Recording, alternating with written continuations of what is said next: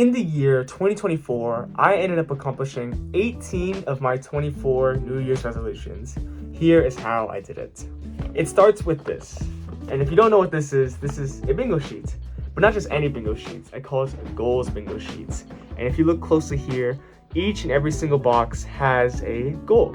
And the goals on this bingo sheet list are: capture 80 stories that I could pass down to my kids, make an exceptional friend, journal gratitude 50 times, do 100 days of habits, achieve the splits, invest in stocks, learn a fulfilling new hobby, do a one-arm pull-up, cook Alfredo, join a new club, 15 solid Vietnamese study sessions, write down and explain 10 good memories. This is the free slot, which I don't count. Earn money through a side hustle, reach a 500 Duolingo streak, read a book, achieve a handstand, get a job, acquire a six-pack, get the tuck plant right, get a 225 bench press, maintain my 4.0 GPA for one of the semesters, a final duet performance, run a sub 26:35 kilometer, and finally stop procrastinating and produce my Jujutsu Kaisen mod. That was a lot. But out of those 24 goals, I was able to achieve 75% of them. And I know what you might be thinking. Cook Alfredo, read a book, what kind of goals are these? But to me, they're everything. I think prior to this, as much as I'm ashamed to admit, I have never cooked before, not even rice. It's always just mom's cooking and eating out. And in regards to reading, I don't think I've ever willingly chose to read a book in years. So I want to emphasize that these goals are meant for you, as they are meant for me. They are individualized. The format of this video will follow: why did I do the bingo sheet? What problems do people run into with New Year's resolutions and how the bingo sheet tackles it? A quick yap about sessions, and then finally, how I choose my goals utilizing my 6-pillar philosophy. So back to the question, why did I do this? I don't remember the exact video, but in January of 2024, I remember seeing somebody encourage others to make a goal bingo sheet. The idea is that oftentimes people don't end up achieving their New Year's resolutions, and there's a statistic on this. They call it Quitter's Day. It's the second day of Friday in January, and it's dubbed this because 80% of people abandon their resolutions by then. However, with this goal bingo sheet, it provides a more fun and satisfying way to chase your goals. I want to point out that this method of a yearly bingo sheet is not for everyone. Some people don't even believe in New Year's resolutions, and that's completely fair. Even I sat down there at my desk on January 24 and 25 trying to come up with some goals to write down. I have to admit, 24 is by far way too many. If you use the 80-20 rule, realistically only 4 or 5 goals really matter. Spreading that attention could be detrimental. It's really case by case. I think when I go into 2026, I might have maybe 16 or 9, we'll see. Because although 24 goals is a lot, every time I checkmark one that's easy and relevant, it still feels really, really good. Like seeing this blank bingo sheet slowly get filled with checkmarks, becoming closer and closer to a bingo, brings you so much motivation. Alright, so now we're going to dive into how I was able to find success with this method, and I wanted to briefly tell you more about why people often fail their New Year's resolutions and their goals in general. It ultimately boils down to these few reasons. There's 1, unrealistic expectations, 2, dropping motivation, 3, life getting in the way, and 4, a lack of planning. But the good news is that the goal bingo sheet tackles each and every one of those. Alright, so the first issue that people run into is unrealistic expectations, and I'm mostly referring to the time frame aspect of it. Oftentimes, people overestimate what they can accomplish in a week or two. Everyone wants quick results fast, and when they don't get those results, when they find out they can't do it in that time frame, they get highly discouraged. In game development, we call this overscoping. It's when you take on way more than you can chew, and then boom, you ultimately blow up. You think you can make your dream game as your first game? No, you can't. Trust me, you cannot. And how the bingo sheet tackles this overscoping or overexpectation is by allowing you to have a whole year to accomplish your goal. Would it be nice if you could achieve your goal in a week? Of course. But with the bingo sheet being such a large time frame, it allows its users to slowly and diligently make progress towards their goals. The second issue that people run into when trying to do New Year's resolutions is dropping motivation. When that clock hits January 1st, you want to know what everyone's thinking? Everyone is thinking that it's a fresh new year, they're gonna conquer the world, and everything's gonna work out. Ah! But realistically, it's just another day, just like every other. The conditions are the exact same, and that reasoning actually powers why a lot of people don't believe in New Year's resolutions. But in the moment, you're going to feel that rush, and that rush can take you some places, but ultimately, that rush is gonna die. However, the bingo sheet has got you. One way the bingo sheet helps you regain motivation is how a bingo is always within reach. For example here, this is my 2025 one. The rush helped me go to therapy and get a new job. Thank God I got a new job. Anyways, and after that rush died, I felt like I was in a little bit of a rut. I wasn't able to achieve as many goals. But when I zoomed out and looked back and just saw that with a little bit of effort in learning Vietnamese and putting more effort into journaling, I'm able to easily achieve a bingo. And that motivation enough helps me move forward even when it's dropping. And another way that the bingo sheet can help you replenish motivation is, the process of it in general is every time you cross out a goal, the dopamine release just feels amazing. Like the other day, I was able to cross out this one, learn 7 historical figures, and it just felt amazing that I was making progress towards the person I want to be. And another tip is utilizing rewards. Some people tend to reward themselves for every goal that they accomplish. For example, if you were to do a bingo goal, then you can splurge on a purchase or have a victory meal of your favorite food, And if you were to do a whole bingo, you can give yourself a big reward. I don't know, like a whole PC, up to you, You can use that as your driving factor to accomplish more and more. And when you feel crazy down in the dumps and unmotivated, just watch this regular show clip. Dude, bingo! Bingo? Bingo!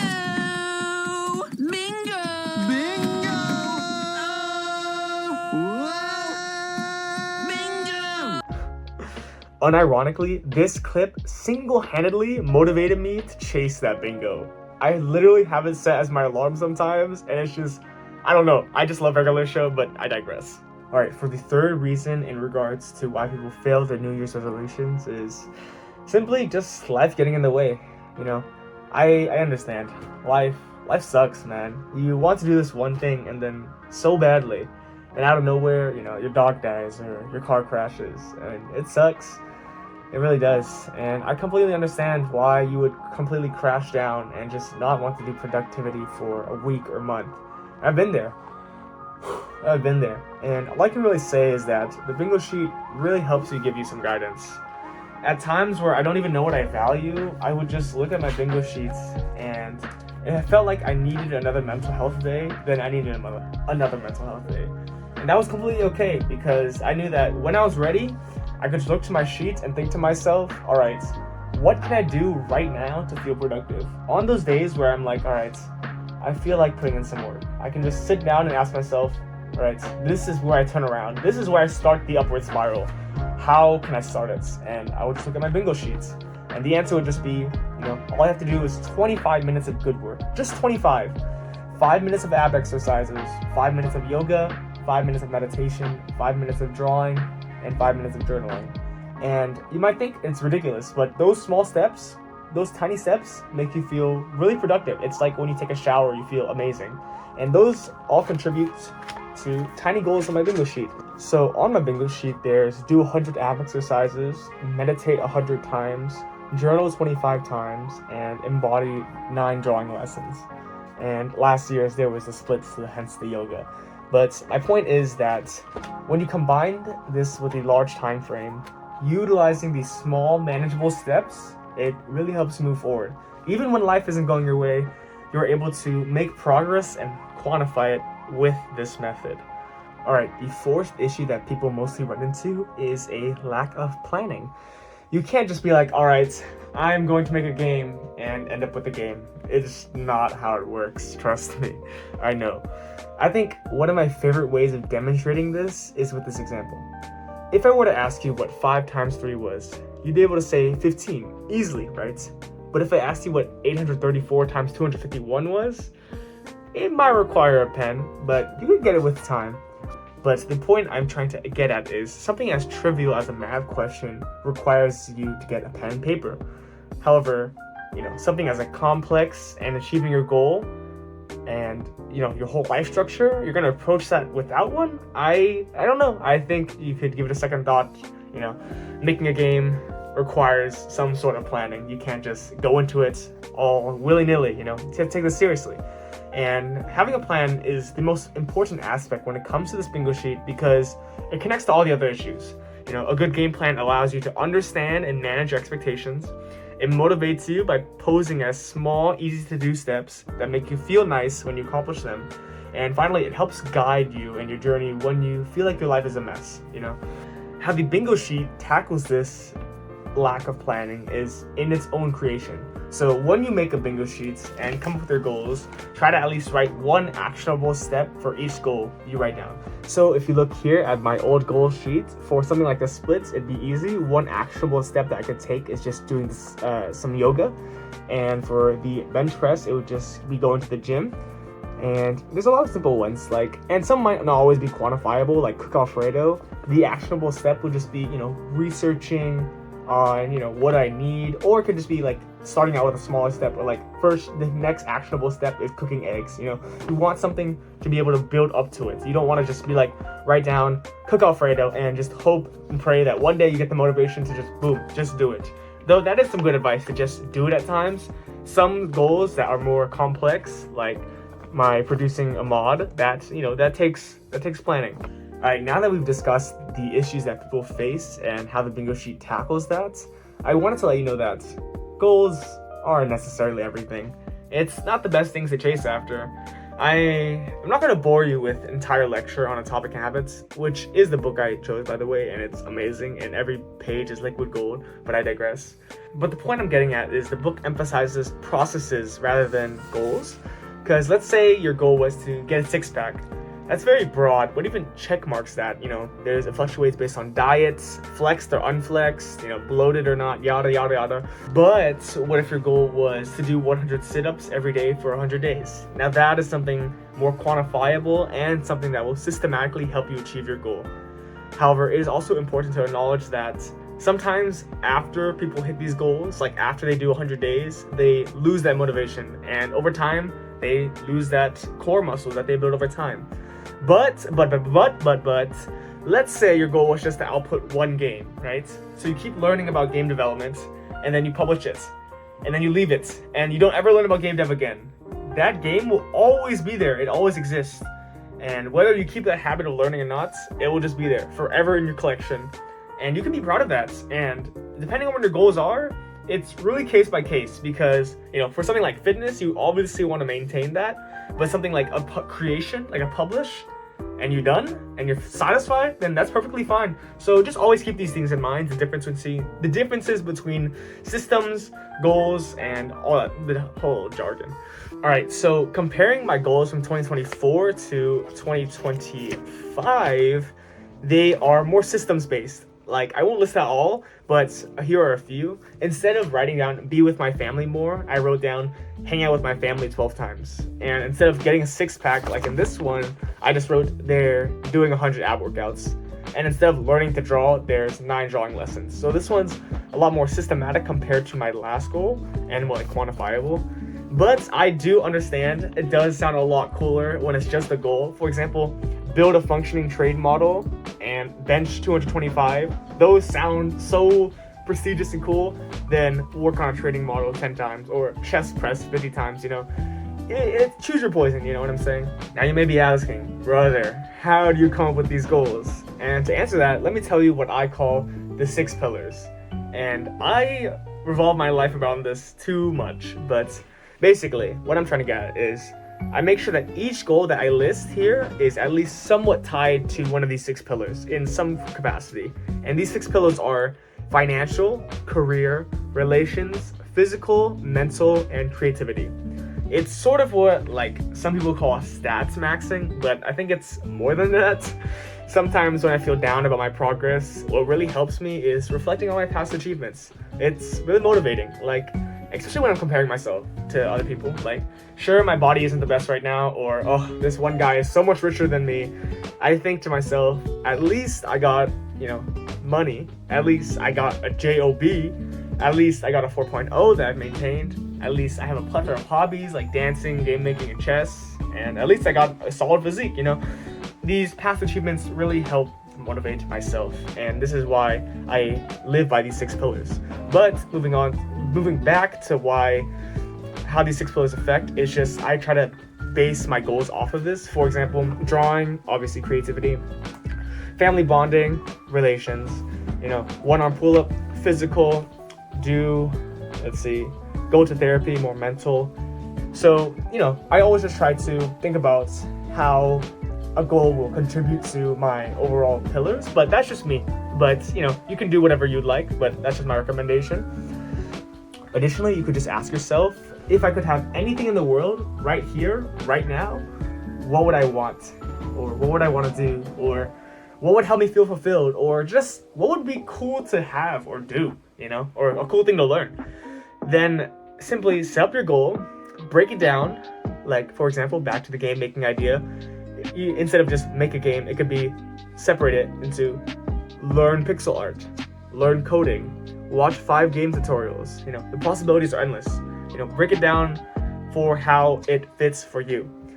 Forbidden technique, if you want, you can think of people that you're jealous of.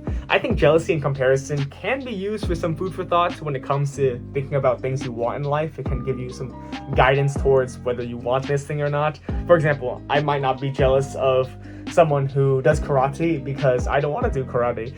So I don't know why I said it like that, but note that can be a bit toxic, but so use it scarcely. But you could possibly reframe it as admiration rather than jealousy, like, oh, this one friend of mine makes 100,000, but also be like, that's really cool that he makes 100,000. I am trying to be like you for real. You know what I mean? I don't know the logistics on this. I'm no expert, but that's the forbidden technique. All right, I want to go back and emphasize this important idea that not all goals are created equally. Naturally, 1 or 2 will stick out to you, and it's okay to just pursue those relentlessly for a time.